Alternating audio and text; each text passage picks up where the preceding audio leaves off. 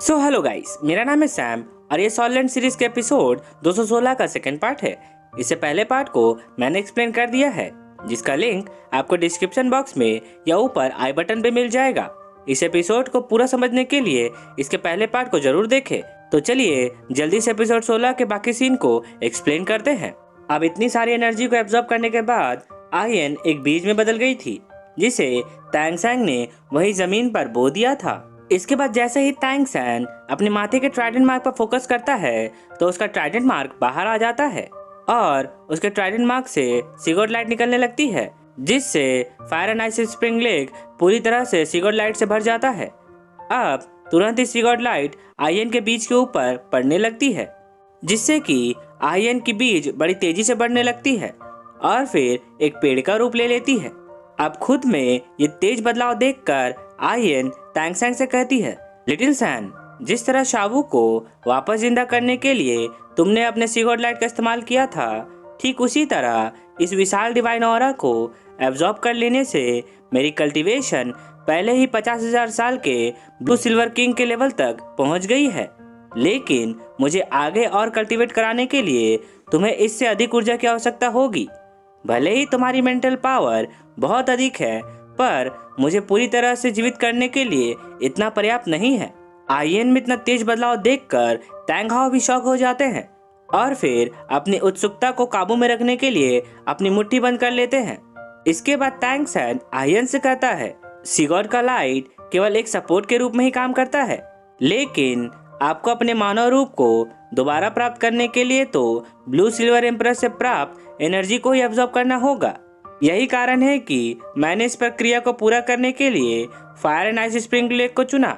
इतना कहने के बाद तैंग सैंग अपने 7th soul skill blue silver form को रिलीज करता है और फिर अपने ब्लू सिल्वर डोमेन के final evolve version all reverse run into the sea को लॉन्च कर देता है, जिससे सनसेट फॉरेस्ट का एक विशाल एरिया तैंग सैंग के ब्लू सिल्वर डोमेन के अंदर आ जाता है और फिर सनसेट फॉरेस्ट के सारे ब्लू सिल्वर प्लांट्स अपनी जीवन ऊर्जा को तैंग सैंग को ट्रांसफर करने लगते हैं।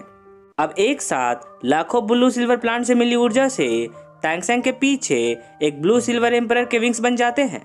ये देखकर तैंग हाओ खुश होते हुए कहते हैं, ग्रैंड सोल लैंड मास्टर बनने के बाद तैंग सैंग का ब्लू सिल्वर डोमेन भी अपने हाईएस्ट लेवल पे पहुंच चुका है।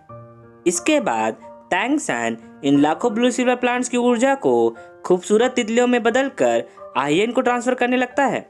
अब जैसे जैसे ये खूबसूरत तितलियां आयन के ऊपर बैठती हैं, तो आयन का ब्लू सिल्वर ट्री बड़ी तेजी से विकसित होने लगता है। उसमें बहुत सारे पत्ते भी आने लगते हैं।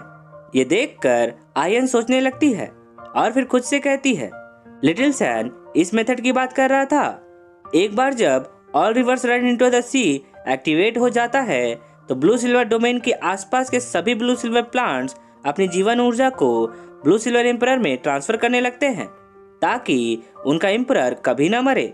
लेकिन इस प्रोसेस की वजह से वे लाखों ब्लू सिल्वर प्लांट्स मुरझाने लगेंगे। अब तैंग सैंग आयन की चिंता को तुरंत समझ जाता है और फिर उनसे कहता है, मॉम, आपको इन लाखों ब्लू सिल्वर प्लांट्स की जीवन ऊर्जा के बारे में चिंता करने की जरूरत नहीं है। भले ही ये प्लांट्स आपके लिए बहुत सारी ऊर्जा खर्च कर रहे हैं। ऐसा कहकर तैंग सैंग सिगोट ट्राइडेंट को उठाता है और अपने सिगोट लाइट की मदद से जंगल के सभी ब्लू सिल्वर प्लांट्स के खोई हुई जीवन ऊर्जा को तेजी से बढ़ाने लगता है, जिससे आयन की कल्टीवेशन भी लगभग पीक लेवल तक पहुंच जाती है। ये देखकर आयन सोचने लगती है कि तैंग सैंग ने वास्तव में ये पता लगा लिया है कि वो कैसे सिगोट लाइट को ब्लू सिल्वर डोमेन के साथ जोड़कर एक नया ब्लू सिल्वर डोमेन बना सकता है। अब आयन अपने बेटे की तीव्र बुद्धि और सूझबूझ को समझ जाती है और फिर उससे कहती है, लिटिल सैन, मुझे तुम पर बहुत गर्व है। इसके रिप्लाई में तैंग सैंग उनसे कहता है, मॉम, सब कुछ मुझ पर छोड़ दीजिए। अब फाइनली आयन की कल्टीवेशन पीक लेवल पर पहुंच जाती है और वो एक कोकून में बदल जाती है। ये देखकर शावू तैंग हाओ को बताती है कि यह कोकून एक सेंचुरी मिलेनियम सोल बीस्ट की निशानी है। हमें बस मॉम के कोकून को तोड़ने और मानव शरीर के साथ बाहर आने की प्रतीक्षा करने की जरूरत है। शावू की यह बात सुनकर तैंग हाओ की आंखों से खुशी के आंसू बहने लगते हैं अब तुरंत ही टैंग सैन सभी से कहता है जल्द ही हमारी फैमिली फिर से एकजुट होगी। इसके बाद सीन चेंज होता है और हमें एंजल टेम्पल का इंजन प्लेटफॉर्म दिखाया जाता है, जहां पर कियान रेंज्यू अपने 8 ट्रायल शुरू होने की प्रतीक्षा कर रही थी। इस सीन में कियान रेंज्यू कल्टीवेशन करते समय टैंग सैन को याद करने लगती है और फिर खुद से कहती है, वेरी गुड टैंग सैन, मैंने सोचा नहीं था कि तियानदाओ पैलेस में हुई लड़ाई के बाद तुम भी मेरी तरह गॉड बनने की राह पर निकल जाओगे, लेकिन समुद्र कभी भी आसमान की ऊंचाई तक नहीं पहुंच सकता है। टैंग सैन, तुम्हारे और मेरे बीच कोई एक ही बचेगा जो इस दुनिया का सबसे पावरफुल सोल मास्टर बनेगा। इतना सोचकर कियान रेंज्यू नीचे आ जाती है। तभी कियान दौलियो भी वहां पर पहुंच जाते हैं। अब कियान रेंज्यू अपने ग्रैंडपा से कहती है कि मेरी सोल पावर पहले से ही 95 लेवल पर पहुंच चुकी है, क्या ये अभी भी 8वें ट्रायल के लिए काफी नहीं है? अब इसका जवाब देते हुए कियान दौलियो उसे बताते हैं कि आज मैं एंजल गॉड से मिले आदेश को तुम्हें बताने आया हूँ। रेंज्यू, पहले 7 ट्रायल्स को पास करने के बाद मुझे विश्वास है कि तुम पहले ही एंजल गॉड बनने के सम्मान को पूरी तरह से समझ गई होगी, लेकिन क्या तुम जानती हो कि एक एंजल की जिम्मेदारी क्या है? इसका जवाब देते हुए कियान रेंज्यू कहती है, मुझे इस संसार की सभी बुराइयों और रोगों का नाश करना है।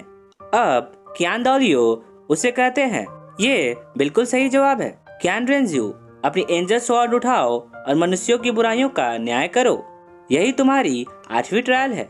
याद रहे, एंजल गॉड की नजर हमेशा तुम पर बनी रहेगी, इसलिए तुम्हें अपनी व्यक्तिगत भावनाओं से छुटकारा पाना होगा और उचित निर्णय लेना होगा।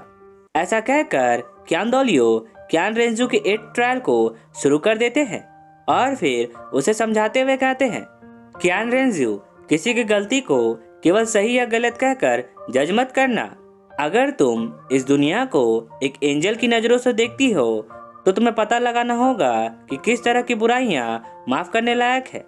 कियान दौलियो के इतना कहने के बाद ये एपिसोड यहीं पे खत्म होता है। नाउ गाइज, अब टाइम है एक छोटे शॉर्ट आउट का। इस शॉर्ट आउट में मैं पिछले वीडियो के पहले टॉप 10 कमेंट करने वालों का नाम बताऊंगा और जिसने बेस्ट कमेंट किया है उन्हें भी मेंशन करूंगा।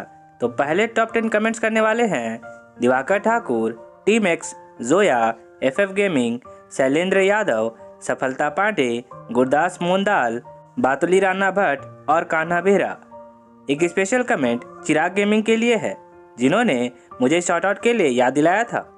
अब बेस्ट कमेंट करने वालों में लोकेश हिमांदी और किरण कुमार।